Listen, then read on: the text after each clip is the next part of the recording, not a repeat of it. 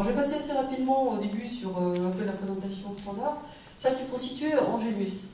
Donc Angelius, je vous l'ai dit, c'est cet incubateur que j'ai fabriqué. Ça c'est parce que j'en ai fait pendant 15 ans chez McKinsey, j'avais l'habitude de monter des startups avec des gros financements.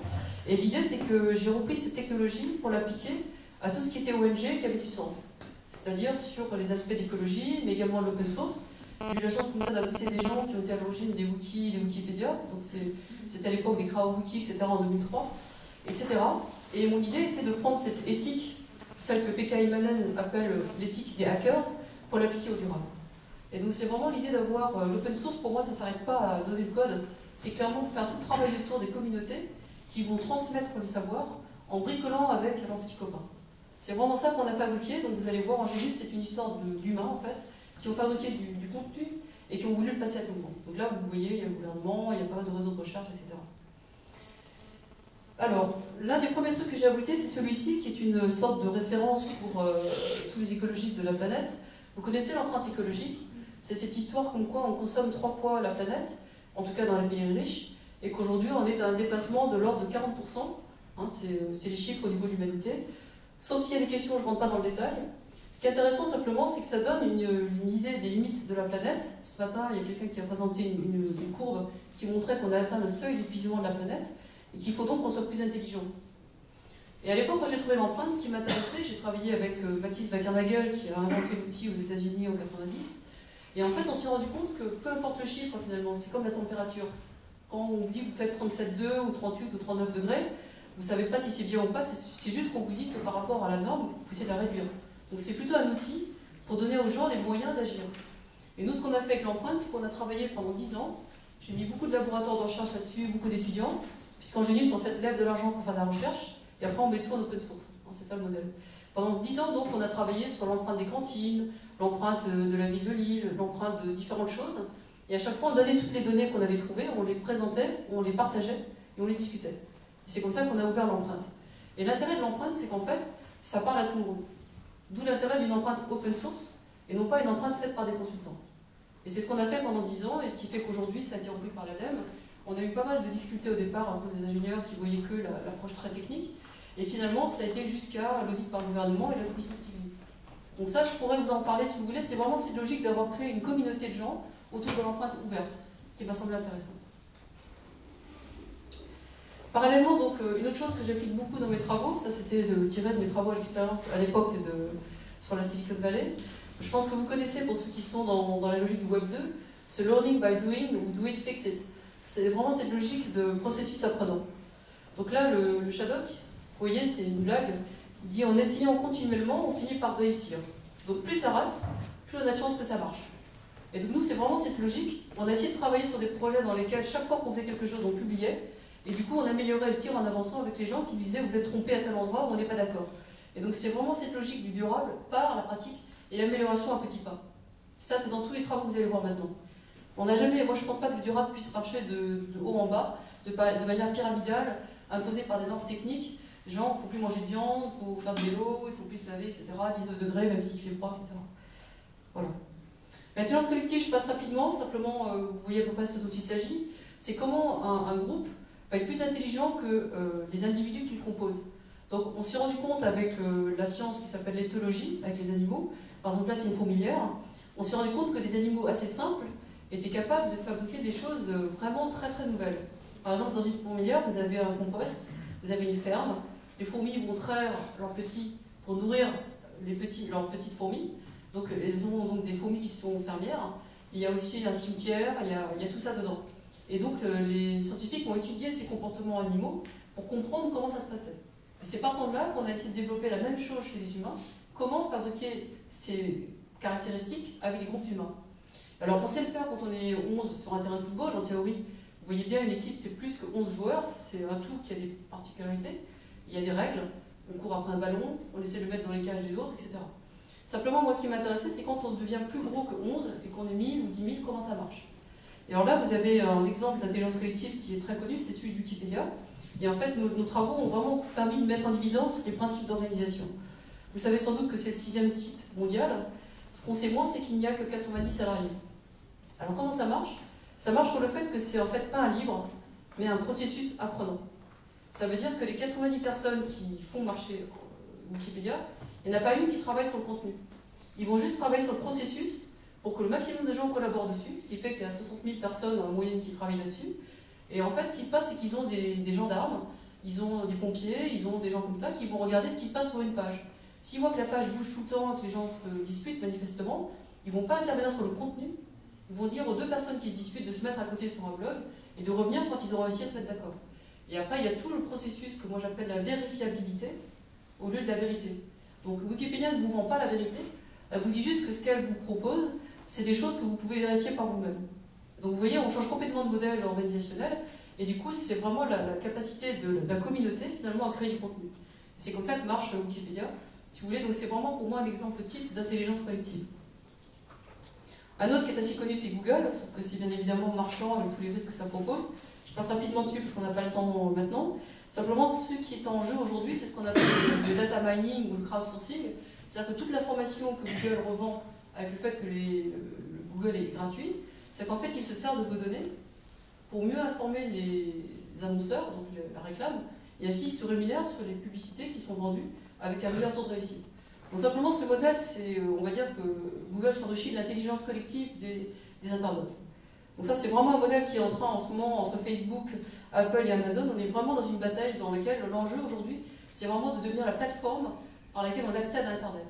Donc ça, c'est vraiment un modèle qui devient, je pense, assez intéressant à regarder d'un point de vue de business model. Donc Google vaut près de 200 milliards. Apple a dépassé encore cette valeur. Tout ça simplement parce qu'ils arrivent à vendre les données des utilisateurs qui passent sur leur service. Alors, je vais passer maintenant sur un autre aspect qui est vraiment la question de la viralité. Ici, sur YouTube, j'ai mis ici What Does It Mean parce que c'est les travaux qu'on faisait avec les anthropologues. On se demandait que faut-il penser de YouTube. C'est le 4e site le plus visité, tout le monde le connaît, tout le monde s'en sert, tout le monde joue avec. Simplement, vous voyez que dessus, souvent les vidéos n'ont aucun sens. Ça va être des gens qui se mordent le doigt, des chats qui font des bêtises, etc. Donc évidemment, la question c'est comment ça marche et pourquoi un tel succès.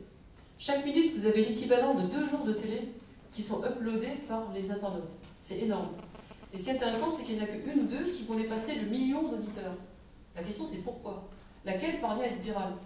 Donc moi, avant de poser des questions de contenu, vous verrez tout à l'heure, je me mets en abstraite cette question de jugement, on s'est rendu compte qu'en fait, il y a des particularités qu'on retrouve dans les recherches qu'on fait sur les bactéries, sur le phénomène de viralité qui fait qu'à un certain moment, un phénomène s'emballe et passe par un certain cas.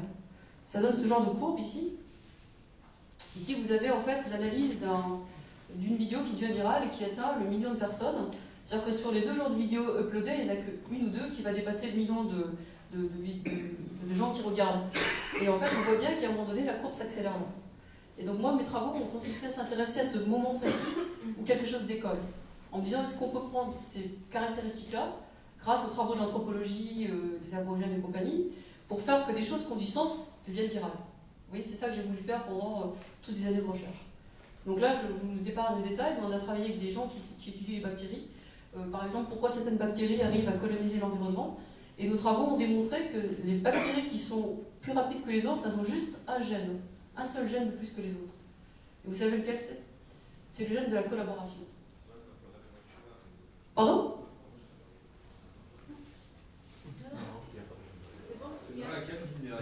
Ah bon, d'accord, je ne suis pas essayé dessus. Excusez-moi. Et donc en fait, cette caractéristique de ces bactéries fait que quand une bactérie a trouvé quelque chose qui marche pour elle dans un contexte, elle a un protocole de transmission qui est extrêmement rapide, qui est instantané, qui fait que très vite ça fait tacher autour d'elle, et ainsi de suite. Donc en fait, la colonie va s'adapter extrêmement rapidement aux mutations de l'environnement. Et juste à cause de ça, on appelle ça des métabactéries, elles vont plus vite que leurs copines, et du coup c'est cette accélération dans le changement qui fait qu'elles gagnent sur les autres. Et c'est juste ce petit gène de la collaboration qui fait que ça va plus vite. Et donc moi je me suis intéressée à ça, avec à l'échelle humaine, quel est le bonhomme ou la personne qui a cette capacité d'être une métabactérie, d'aller plus vite, et comment est-ce qu'on fait pour répliquer ces protocoles de communication, puisqu'on sait que dans la nature, c'est pas le contenu que les sur l'échange, c'est le protocole qui accélère la transmission d'informations. Voilà, donc c'est pour vous donner un peu le topo de ce qu'on a essayé de faire depuis une dizaine d'années. Et maintenant j'en arrive au concret. Donc ça c'est l'un des premiers sites que j'ai accompagné dans les années 2000. Je m'étais dit, de la même manière que sur YouTube, il y a des vidéos qui marchent très bien avec des chats, des chiens, des trucs idiots, est-ce que je peux trouver des objets durables qui marchent et les rendre viraux? Toujours cette même idée de dire il faut donner envie aux gens et pas leur dire quoi faire. Ça c'est BZ, c'est à Londres, c'est à côté 20 minutes de Londres. Et c'est un site de 82 logements et 250 habitants qui a réduit son empreinte de moitié. C'est énorme. Et en fait, ce qui est intéressant, c'est quand j'ai rencontré les gens qui avaient fait le site, c'est donc une infirmière là-haut et son ami qui est biologiste, ce n'est pas des techniciens. Je les ai rencontrés en 2003, je leur ai dit écoutez, votre truc il est vraiment étonnant. Il y a 90% d'économie d'énergie, 15% de moins dans les budgets des ménages, les gens se disent à 70% beaucoup plus heureux qu'ils n'étaient avant, etc., etc. Et donc j'ai commencé à expertiser le site, toujours la même méthode, je vais avec mes étudiants, on regarde tout, on documente, on fait de l'open source. Je leur ai dit à un moment donné, est-ce que vous voulez jouer le jeu avec moi? Je propose qu'on fasse avec vous une incubation. Je vais vous donner plein de gens de gouvernement, des experts, des grandes boîtes, des élus, des territoires, etc. Et je vous demande une seule chose, vous faites le Sherlock, vous leur montrez tout ce que vous avez fait, y compris ce qui n'a pas marché. Et donc on a fait ça, et à partir de 2003, il y a eu beaucoup de visites que j'ai accompagnées, où du coup, rapidement, ça a fait tache d'huile. Les gens disaient, ah, t'as vu ce truc, j'y suis allé, c'est super, etc. Il y a plein de trucs qui ne marchent pas, mais on sait pourquoi. Voilà. Et donc c'est le premier exemple d'objet durable que j'ai rendu open source. Alors après ça, au-delà des résultats, ce qui est intéressant, c'est que dans le même site, là c'est une question pour le lien justement entre l'usager et la technique, sur le même site, avec les mêmes équipements, vous avez des ménages qui ont la même empreinte qu'avant, et d'autres qui ont réduit l'empreinte des 2 tiers. Donc on a un chiffre qui varie de 1 à 3. Donc preuve par 9 que tout passe par l'usage quand même et que l'équipement technique ne suffit pas. Et au-delà de ça, donc depuis 10 ans maintenant, on est passé à l'échelle, c'est-à-dire que là à gauche vous avez une carte. Ils ont réussi dans la foulée de BZ à apprendre à faire d'autres BZ plus efficaces, moins chers, etc. Et cette année, à l'occasion de Rio +20, on a annoncé ici qu'on passait World Planet en open source. C'est-à-dire que tout ce qu'on a fait jusqu'à présent, tout ce qui a été documenté, aujourd'hui on est en train d'en faire des didacticiels, comme le truc de la ferme, là, Open Ecology, pour que tout le monde puisse prendre ces recettes et les appliquer chez soi. Et dans nos sites, comme vous voyez, il y en a partout, donc les solutions aux pays arabes unis, c'est pas pareil qu'en Afrique du Sud, c'est pas pareil qu'en Chine, c'est pas pareil qu'au States. C'est tout ce qu'on a comme site, on compare les données, et aujourd'hui on est dans le marché. Ce qu'on fabrique ici sont des sites tout à fait viables, et qui coûtent peut-être même moins cher aujourd'hui qu'un développement normal. Donc si vous voulez, c'est vraiment cette idée de travailler sur la propagation, et on a énormément investi avec eux sur les communautés. Hein, toujours avec cette idée que l'open source passe par des gens qui peuvent témoigner de ce qu'ils ont vécu. L'autre exemple que je prends aussi, c'est celui de l'OS qui est en France. C'est un exemple qui est important parce que c'est le premier exemple en France qui est aussi intégral, aussi global. Jean-François Caron, le maire de cette ville, a été l'un des premiers à venir avec moi à BZ. Et au retour du voyage, il m'a dit « J'ai compris ce que tu as fait à BZ, on s'en fout que ce soit réussi ou pas, ce qu'il faut c'est que les gens viennent visiter. » Et il m'a dit « Est-ce que tu peux faire pareil chez moi ?» Alors là, vous avez Los en Goël, c'est dans le Nord-Pas-de-Calais, c'est la ville la plus pauvre du Nord-Pas-de-Calais, 7500 habitants, c'est vraiment la situation la plus désastreuse que vous pouviez imaginer. Vous avez 2 terrils les plus hauts d'Europe, vous avez 200 km de galeries, de 1 km de profondeur, où la ville s'enfonce, il y a des endroits où la ville s'est enfoncée de 15 mètres, donc il y a des endroits où les maisons sont sous le sol, tout ça à cause des dégâts de la mine. Et ce qui s'est passé, c'est qu'en fait, depuis près de 15 ans, en 1995, Caron a été élu à la région en charge du développement durable, numéro 2 de la région. Il a fait un schéma régional d'aménagement du territoire durable, un SRAT. Ensuite, il a démissionné et il a dit on va mettre en œuvre tout ce qu'on raconte dans la politique chez moi et je vais vous servir de cobaye. Et donc à partir de 2001, quand on s'est rencontrés, on a dit on va faire de cette ville comme BZ, un cobaye avec le ventre ouvert, avec 7500 habitants, pour voir ce qui se passe réellement et documenter scientifiquement. Et donc moi j'ai mis en place un dispositif d'accompagnement, d'évaluation, d'interprétation, et ça fait près de 10 ans qu'on travaille ensemble. Et ce qui est très intéressant, c'est que d'un point de vue financier, la ville n'avait pas un rond. Donc c'est l'ADEME, la région, l'État qui ont financé les recherches, parce qu'on avait un vrai pilote. Vous voyez l'idée? Et du coup, on a aujourd'hui pratiquement tout ce qu'on peut imaginer en matière durable a été fait là-bas, hein. Depuis les trucs de solaire, les programmes avec les enfants, le train vert et bleu, etc., etc. Là, à gauche, vous avez un reportage qui a été fait par Le Monde. Vous voyez que Los Angeles figure en haut de la valise, dans les destinations écologiques, avec BZ. Et là, vous avez une image qui est assez étonnante. À l'occasion de la présentation des résultats au niveau national qui a eu lieu en début 2011, la ville, en fait, s'est mobilisée. Et pendant un an, les femmes âgées, les mamies, ont tricoté une écharpe pour faire le tour du terrible. On ne leur avait rien demandé, mais c'est elles qui l'ont fait. Quand on en arrive là, ça veut dire que vraiment le durable est devenu quelque chose d'important pour eux. Et ça a marché tellement qu'on en avait en rab, donc on a donné plein de petits carrés tricotés aux gens qui étaient venus nous voir. Et la consécration pour nous, c'est au bout de près de 10 ans de travaux maintenant, on avait également fantasmé un truc, on s'était dit, après tout, pourquoi est-ce qu'on ne mettrait pas ça à l'UNESCO? Après tout, c'est du patrimoine humain, ça a aussi une valeur. Donc on est parti d'une feuille blanche et on a bâti un projet qui était classer les patrimoines miniers à l'UNESCO. Et donc le 30 juin dernier, ça a été voté à l'unanimité à l'UNESCO. On a été reconnu comme patrimoine immatériel mondial. Et ce qui est intéressant, c'est que Caron, vous voyez en haut à gauche, là, a fait dans ce speech un comparatif. Il a dit jusqu'à présent, on allait en Égypte pour voir la pyramide des dieux. Et maintenant, j'espère qu'on viendra chez nous pour voir la pyramide des ouvriers. Il se trouve que les deux font la même hauteur, 143 mètres. Voilà. Et donc, dans la foulée, il y a l'Afrique du Sud, la Chine, le Brésil. Je commence à travailler avec la Guyane. Il y a plein de gens qui nous ont appelés en disant ce que vous avez fait, c'est énorme pour nous. Si vous avez réussi à classer ça à l'UNESCO, nous, on a plein de raisons d'y croire, que nous aussi, on peut peut-être suivre votre exemple et s'en sortir et éviter les dégâts de la mine. Vous voyez, donc on est vraiment dans quelque chose qui a été construit sur la culture et le patrimoine et qui a permis de reconstruire une ville partant d'une situation désastreuse. Voilà. Donc maintenant, le projet qui s'ensuit, donc ça c'est un peu des morceaux de ce qu'on avait fait. Donc cette année, on a lancé un projet avec le gouvernement. Cette fois-ci, c'est un programme de recherche avec le ministère de l'écologie. Ça consiste à dire tout ce qu'on a fait là jusqu'à présent, est-ce qu'on peut en faire quelque chose pour essayer de passer à l'échelle? C'est-à-dire travailler sur des politiques industrielles, financières et territoriales pour changer les représentations et changer la façon d'aborder le durable. Dit autrement, il y a 10 ans, le durable, on pensait que c'était les éoliennes, fermer les robinets quand on se lave les dents, ce genre de trucs. On voit bien que ça ne suffit pas. Et donc là, on est en train de dire, nous, on leur a dit, écoutez, si vous voulez faire du vrai durable, vous n'y arriverez pas par top-down comme ça. Il faut faire de l'open source, il faut fabriquer localement des solutions et ensuite donner à voir en local pour faire tâche d'huile. Si Los Angeles touche tous les miniers du monde entier, 7500 habitants, là on touche des millions de gens. Je ne vous ai pas dit le chiffre pour Bethel, mais on était parti de 250 logements il y a 7 ans. Aujourd'hui, on a plusieurs millions de gens qui ont fait la même chose depuis.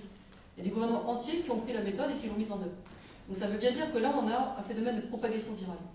Donc en gros, ce que j'ai proposé au gouvernement, c'est de leur dire, si vous voulez faire du durable à grande échelle, il faut travailler sur des sortes d'équivalents Fab Lab, parce que c'est votre langage local. Et ce qu'on va modéliser, c'est au-delà des machines, on va modéliser les modes de vie. Et ensuite, on va donner à voir ce qui se fait. C'est ça l'idée. Donc c'est quelque part un Fab Lab à l'échelle d'un BZ ou d'un Los Angeles. Et donc le projet, il repose sur 5 pattes. Celle qui est en haut à gauche, le tiers-lieu, vous la connaissez. Hein. Le tiers-lieu, un Fab Lab peut être un tiers-lieu. Mais un tiers-lieu, ça peut être une médiathèque, ça peut être une maison des associations.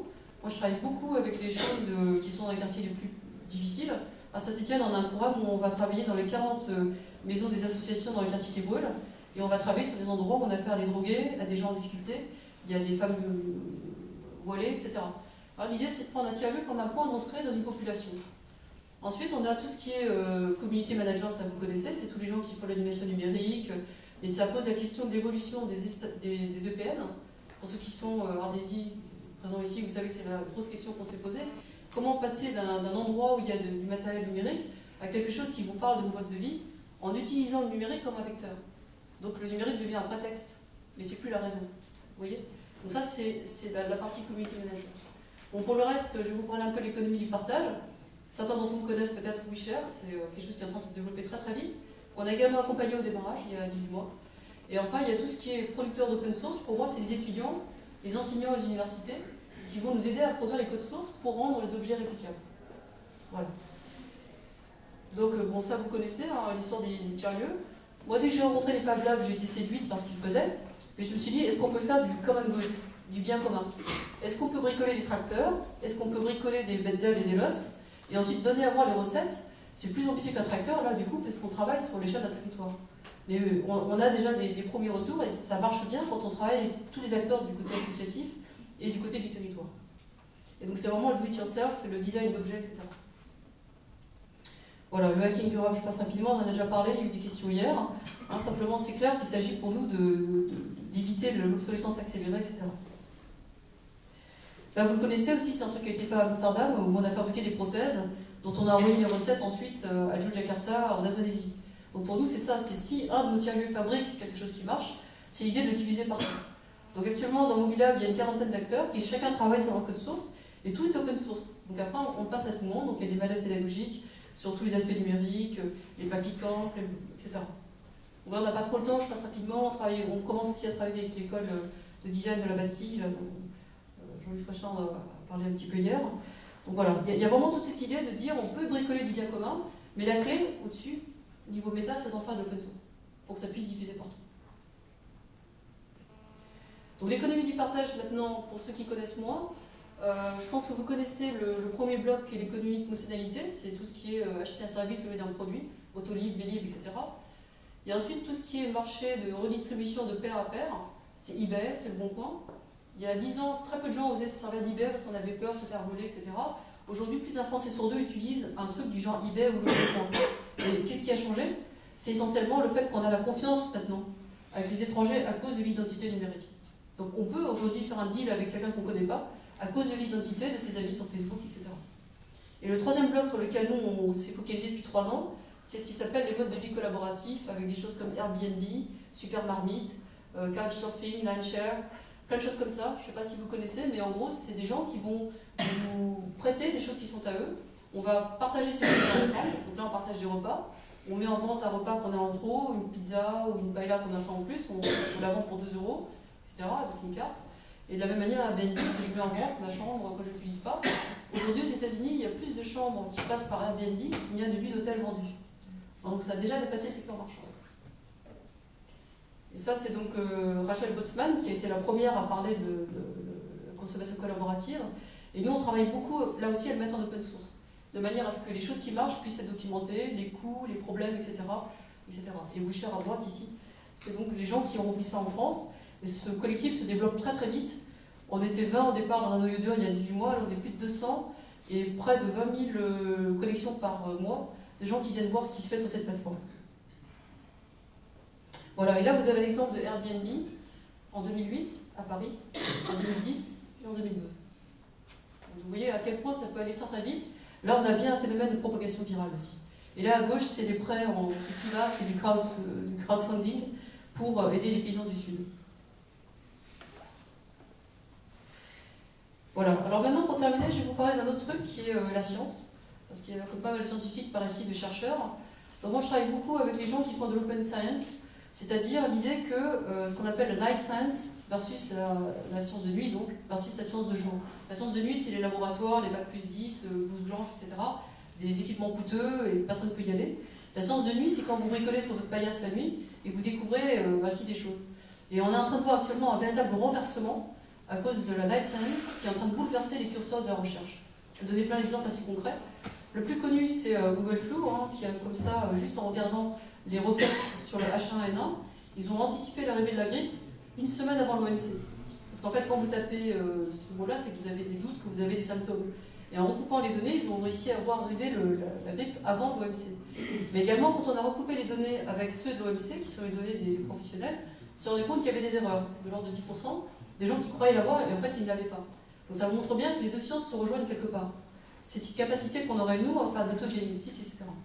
Et là vous avez ici la recherche, c'est François Tadier avec qui je travaille dans ces laboratoires, c'est le centre de recherche interdisciplinaire à Paris, qui bosse aussi avec MIT, Harvard, Stanford. On a aussi des accords avec Shanghai et Tsinghua. Et ce qu'on fait, c'est qu'on travaille vraiment sur cette capacité à prendre des gens qui ne sont pas des Bac plus 5 et à leur faire faire de la recherche. Ça fait 5 ans qu'on fait ça et chaque année on fait du prix au MIT. Et simplement ce qu'il a fait, c'est vraiment cette idée de bactérie. C'est lui qui a senti cette idée d'accélération avec laquelle il montrait que la bactérie avait juste un gène de plus. Donc nous on travaille sur comment donner aux étudiants ce gène de plus. Vous voyez, donc c'est vraiment sur cette accélération que le centre a mis ses efforts. Donc Open Education, c'est Learning by Questioning, Learning by Doing and Questioning. Donc Escuela Nueva, j'ai mis en bas à gauche. C'est un exemple qu'on a accompagné maintenant, qui a commencé il y a 20 ans. C'est une dame en Colombie qui a mis en place un système qui a formé 5 millions d'enfants dans 16 pays. Et c'est vraiment un modèle dans lequel en fait, un prof va suivre 300 étudiants en formant d'abord les plus grands, qui vont former leurs plus jeunes, et ainsi de suite, et ainsi de suite. Simplement, on l'a doublé maintenant de modèle numérique pour aller beaucoup plus vite. Voilà, là vous avez un exemple avec une abeille. C'est un truc qui a été fait par Boloto. C'est un chercheur en fait qui a donné un prétexte à des enfants pour faire de la science. Des gamins de 8 ans. Et les gamins ont commencé à se poser des questions, et puis tout d'un coup ils se sont demandé si les abeilles pouvaient jouer au Sudoku. Ils ont inventé un jeu, puis ils se sont rendus compte que les abeilles reconnaissaient effectivement les graphes de couleurs. Voilà, et ça a fait donc une publication scientifique à 8 ans, dans Nature. Voilà. Et là, c'est des jeunes de 12 ans qui ont bidouillé un système avec un Arduino, un capteur et du tweet, pour identifier l'arrivée des séismes au Chili, suite au gros tremblement de terre. Et comme le séisme se répand progressivement, avec des tweets et des gamins qui sont tous en ligne, on a un système de détection beaucoup plus efficace que le système avec les capteurs scientifiques qui ne sont pas partout dans le pays. Et donc les gamins en question ont été remerciés par le gouvernement parce que c'est voilà l'exemple de science citoyenne où des gamins ont réussi vraiment à faire avancer le curseur. Là, c'est un autre exemple d'un garçon qui a été suivi dans les banlieues difficiles à l'époque où Paris brûlait. On a fait le gageur de prendre des enfants dans des banlieues difficiles et d'en faire des chercheurs. Et ça a marché, celui-là, il a fait la Science Academy. Et en 5 ans, il a passé son doctorat. Il a gagné le prix du chercheur au MIT. Et c'est quelqu'un qui explique que ce qu'il amusait de lui, c'était de chercher, de se poser des questions. Et voilà, c'est vraiment l'idée que la recherche, en fait, est vraiment à côté de nous. Et là, c'est pour ceux qui connaissent tout ce qui est MOOC, Massive Online Classes. Je ne sais pas si vous connaissez ce phénomène, qui est en train aussi de révolutionner l'éducation. Il y a beaucoup d'argent en ce moment qui se met là-dessus. Il y a près de 600 milliards qui ont déjà été budgétés pour les prochaines années aux États-Unis. Coursera, c'est Stanford qui a commencé ça. Il y a à peu près 1 an, ils ont commencé à mettre en ligne des cours. Et devant le succès qu'ils ont remporté, ils ont créé Coursera, une start-up, pour 16 millions de dollars. Il y a déjà 1,6 million d'étudiants qui sont allés dessus, et plus de 40 universités qui ont rejoint la plateforme. Ensuite, edX, c'est Harvard et je crois que c'est Harvard et MIT. C'est la même chose en open source. TED, vous connaissez certainement TED. TED a mis en place un système dans lequel vous pouvez prendre des vidéos pour en faire un matériel pédagogique. Donc on voit qu'aujourd'hui, le numérique, utilisé ainsi, c'est une manière de rendre beaucoup plus efficace l'éducation en ligne. Donc nous, on est dessus aussi avec François Taddy, le prix. L'idée étant de voir comment fabriquer des plateformes open source pour que toutes les universités puissent en bénéficier. Donc c'est des unités de cours qui peuvent être ou non qualifiantes, mais en fait on peut travailler aussi, pour ceux qui connaissent, sur les validations par l'acquis d'expérience, etc. Il y a plein de modalités pratiques. En tout cas, simplement pour nous, avec François, ce qu'on voudrait faire, nous, c'est cette idée de campus planétaire. Que n'importe qui peut devenir chercheur et que toute la connaissance peut être partagée grâce à ce genre d'outils. Là, je vous donne un autre exemple de comment la science est en train d'être révolutionnée par les profanes. Là, à gauche, vous avez la courbe de la loi de Moore qui prédit normalement le coût pour le séquencement du génome avec une descente qui est connue, qui est assez linéaire. Et vous voyez que la courbe plonge, la courbe bleue. Ce qui s'est passé au moment où ça plonge, c'est que deux sociétés en fait, ont mis sur le marché ici un séquenceur de génome beaucoup plus petit, alors qu'avant c'était une sorte de grosse usine qu'on pouvait avoir que dans les gros labos. Et à partir de ce moment-là, n'importe quel profane, n'importe quelle personne qui voulait contribuer pouvait le faire. Et à cause de la contribution des profanes, le coût de séquencement du génome a complètement plongé, 5 fois plus vite que prévu. De la même manière, là vous avez un portable, on a tous un portable dans nos poches. Un portable, c'est un vrai laboratoire. Parce qu'en fait, si vous regardez, il y a un accéléromètre, il y a du GPS, il y a des pixels. Ici, en mettant simplement un capteur dessus, une lentille qui vaut 15 €, on a quelque chose dont la puissance, en termes de microscope, ça équivaut à quelque chose qui vaut près de 300 000 $ normalement. Donc avec un truc tout simple, on a un microscope tout bêta. Donc maintenant, on travaille à reconnaître, à donner aux gens la clé pour reconnaître la malaria, regarder ce qu'ils ont au fond des yeux, identifier les bactéries qu'il y a dans le frigo, des choses comme ça, vous voyez. Donc avec ça, on peut travailler n'importe quel âge, et on n'a pas besoin d'avoir fait un bac plus simple pour commencer à faire de la recherche avec son téléphone. Et là, c'est encore un autre exemple de ce qu'on a pu faire avec ce croisement entre la recherche et les sciences.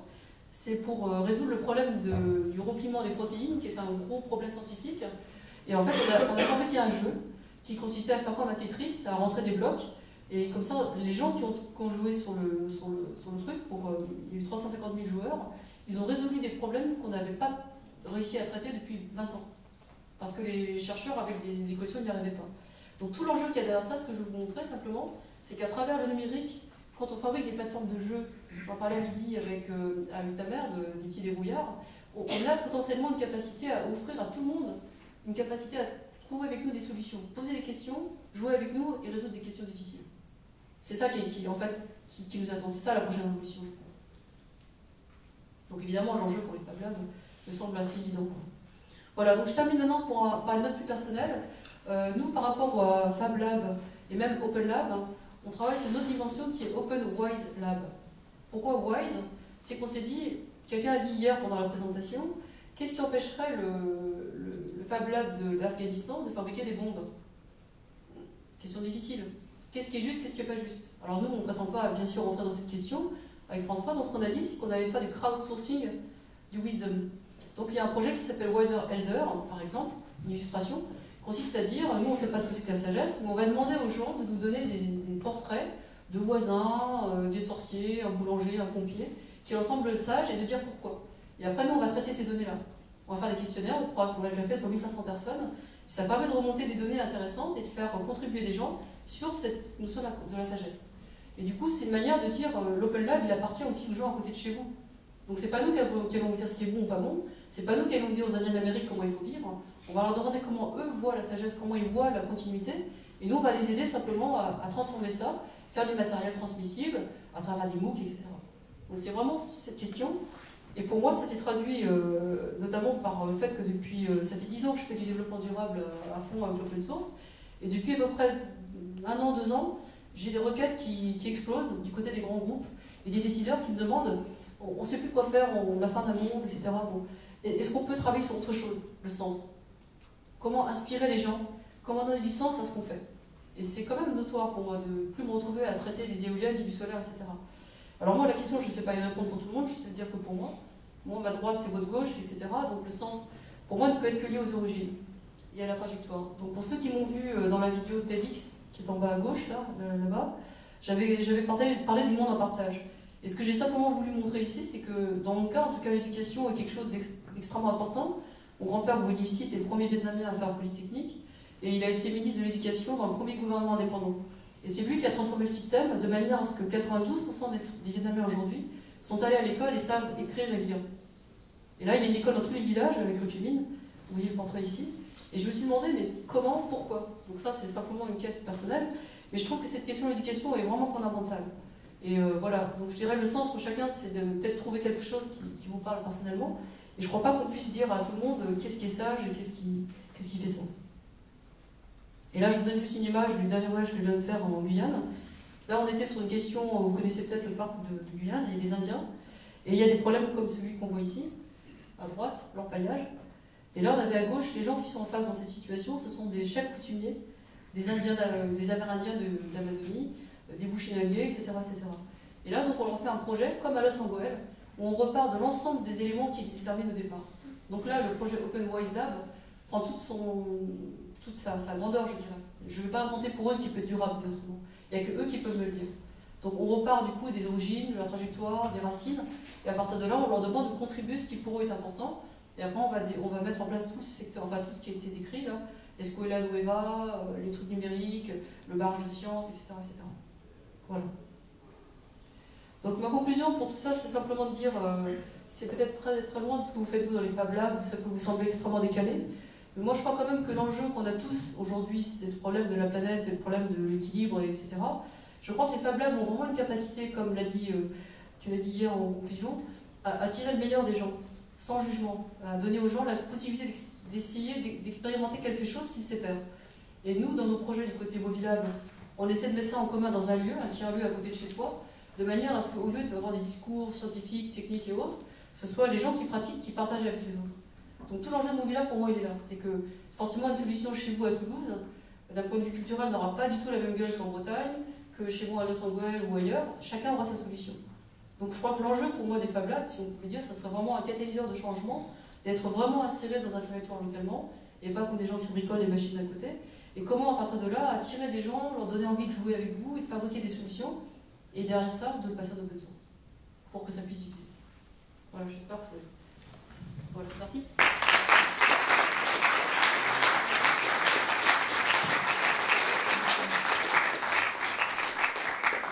Merci beaucoup, c'est une super présentation. Donc, qui veut commencer les questions? Je suis sûr que ça va soulever plein de sujets intéressants. Non, je vais commencer par une alors.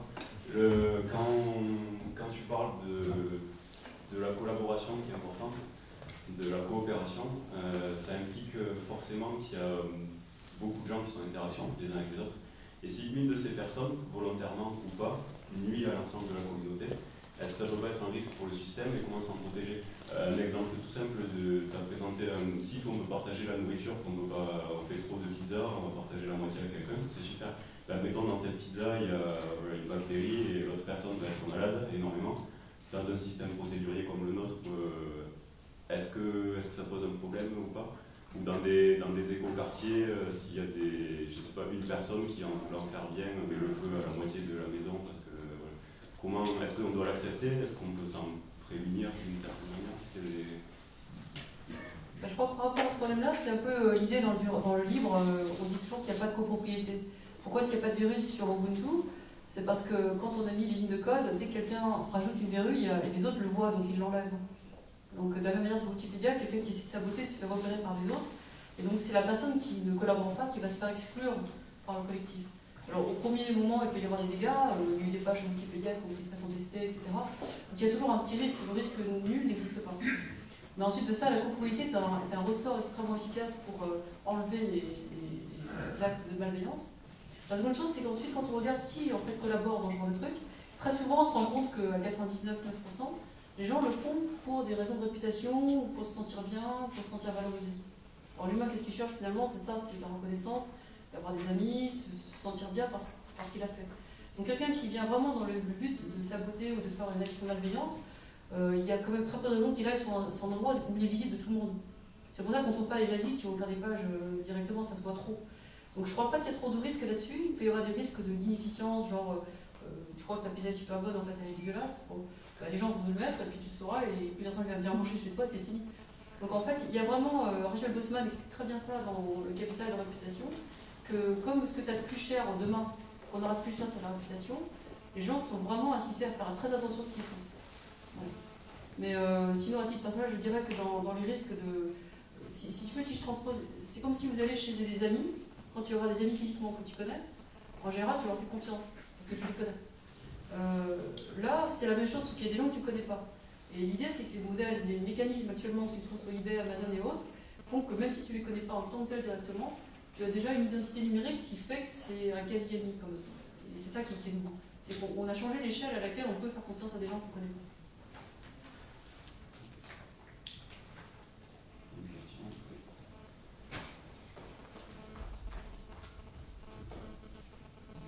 Bonjour, merci pour ton talk.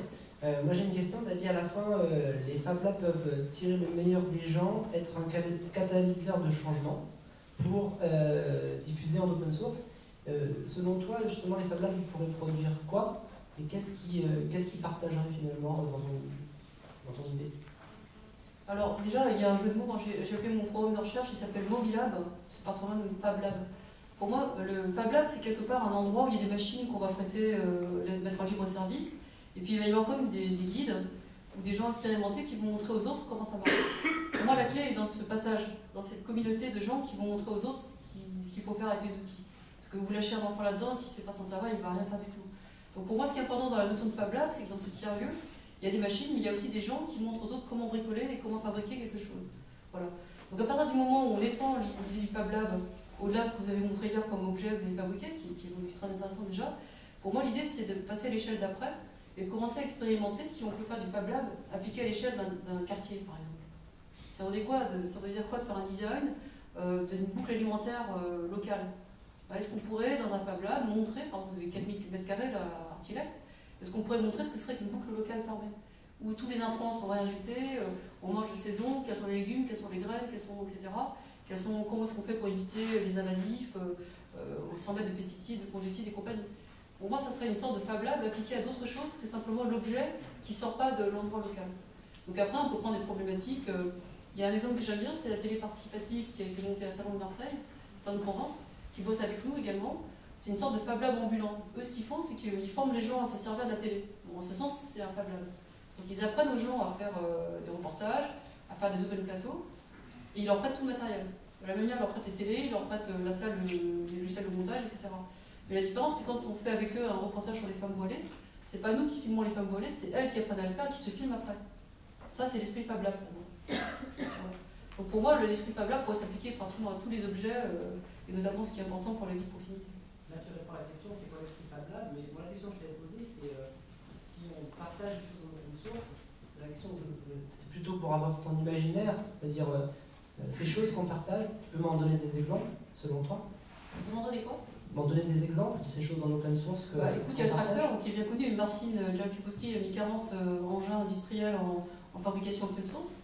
Donc là, on a toute la liste des objets qu'il faut acheter, les didacticiels, les vidéos, etc. Donc lui, il l'a fait avec 40 machines qui sont, on va dire, des biens d'équipement lourds. Moi, je pense qu'au-delà des biens d'équipement, il faut aller s'occuper des modes de vie. Donc c'est pour ça que je donne l'exemple de la boucle alimentaire. Donc, moi, je vois tu veux partager des modes de vie, mais moi, je suis un petit peu lent à comprendre. Je ne comprends pas exactement comment on partage un mode de vie, en fait. Il faut m'expliquer. Oui, bah c'est ça. Pour moi, l'enjeu, c'est ça, c'est d'arriver à montrer comment, par exemple, si tu prends, il y a des gens qui travaillent beaucoup sur les graines, les semences, paysannes. C'est des labos qui sont dans le Grand Campus de Rennes. Des gens qui bossent depuis une dizaine d'années. Ils ont développé des essences spécifiques, ils savent ce qu'il y a dedans, mais ils n'ont pas la technicité que vous avez dans un Fab Lab ou avec le numérique pour faire une explication qui soit séduisante. Bon, typiquement, eux, il faut les mettre en image, il faut montrer des résultats, et ensuite, il faudrait idéalement avoir les petits bacs de terre où on montre quand les plantes poussent, ce qui se passe, tu vois. Ça, donc là, on partagerait des images, des explications et des petits blocs de terre. Et des protos aussi. D'accord. Bah, déjà, si tu veux, c'est un proto d'un quartier en pleine ville, à Londres, et quand tu vas là-bas, si jamais vous faites la visite là-bas, vous verrez, vous allez pouvoir visiter comment la baraque est conçue, comment c'est foutu dans les murs, comment marchent les cycles d'énergie, d'électricité, tout est montré, tout est donné à voir. Il y a un travail vraiment d'interprétation qui a été fait. D'accord, non, c'était la question plus générale, et après j'arrête. La question, c'était la question de l'acculturation. C'est-à-dire que moi, je peux aller en Afrique et apprendre aux Africains à parler français. C'est très intéressant pour moi qui suis français, peut-être moins intéressant pour les Africains qui voudraient peut-être connaître aussi, là où, comme toi-même, tu as mis un slide sur tes racines, et ton grand-père qui est le premier polytechnicien vietnamien, c'est ça ce que tu as dit. Je pense qu'à un moment donné, on peut apprendre par un exemple qui nous est donné par un étranger, on peut essayer aussi de construire quelque chose sur les sources, les localités qui nous composent. C'est pour ça que ça m'intéressait de savoir spécifiquement quels sont les exemples de partage. Donc là, tu m'as donné une réponse. Bah, si tu veux, j'ai pas eu le temps de le montrer, mais sur Los Angeles, on a beaucoup d'images et beaucoup de choses qui ont été faites. Il y a une présentation d'un village témoin, par exemple, où on a essayé de montrer comment on habitait avant, le lien avec la mine, etc. Il y a le musée de la mine qui a été mis en place également, où on montre comment les gens sortaient la mine, le charbon, tout ça, etc. Il y a aussi des trucs sur la musique. On rejoint vraiment le design, le land art, enfin plein de choses comme ça. Donc l'idée, c'est que dans ce cas précis, on a travaillé sur une ville de 7500 habitants, et on a donné à voir tout ce qui a été fait pour aller vers le durable. Et c'est adapté à ce territoire-là. Donc en Guyane, on va évidemment faire des trucs qui sont adaptés avec 2 jours de pirogue pour aller au village après, etc. Donc ce que j'essaie de dire, c'est que pour moi, un Fab Lab, c'est, si on sort un peu de la commande 3D, des web apps, etc., c'est de se dire quelles sont les plateformes, outils dont j'ai besoin pour pouvoir répliquer ce que je fais ici et le donner aux autres. Et là, il y a des trucs dans le bâtiment, il y a des trucs dans l'alimentation, il y a des trucs dans les transports, il y a des trucs dans l'énergie. Le N-plug qu'on a vu ce matin, ça peut faire partie des solutions, tu vois. C'est l'idée de dire vraiment dans cette façon dont un site peut s'approprier une solution, il faut le faire localement avec les gens et ensuite donner à voir ce truc-là. Et du coup, ce tiers-lieu devient quelque part un endroit où les gens vont venir apprendre à faire pour le refaire chez eux après. À Los Angeles, je donne un exemple très concret. On avait expérimenté une dizaine de maisons pilotes pour faire du durable et avoir 90% d'économie d'énergie. Mais ça a été fait avec les gens du coin, en récupérant des matériaux dans des friches à côté, et en travaillant avec des tas d'artisans qui depuis sont devenus HQE, machin, etc. Voilà. Et ces gens-là, avec cette méthodologie-là, ils l'ont ensuite exposé. Les gens venaient visiter le site pour comprendre, et après ils le faisaient chez eux. Et moi je ne doute pas la qualité de ton travail, je pense qu'elle est exceptionnelle. C'est de la même manière que les habitants de Los n'ont peut-être pas choisi d'avoir une mine chez eux, je me pose la question de savoir est-ce qu'ils ont choisi d'avoir des gens comme toi qui vont les aider à développer leur vie. Voilà, c'est la question de la liberté justement personnelle. Moi je sais pas, en tout cas le projet a été fait et puis quand tu vois le résultat quand on a présenté les travaux, c'est que les gens ne se sont pas sentis obligés. Quoi. Très très bon résultat, bravo.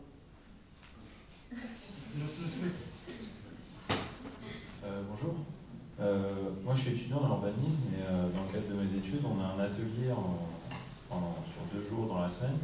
On travaille un groupe de 15 étudiants et on est 3 ateliers différents sur des thématiques différentes en urbanisme. Et moi, je travaille sur la résidentialisation. Et je voudrais savoir si sur la résidentialisation, c'est le fait de créer du privé à partir d'espaces publics. On met des barrières, etc. En fait, moi,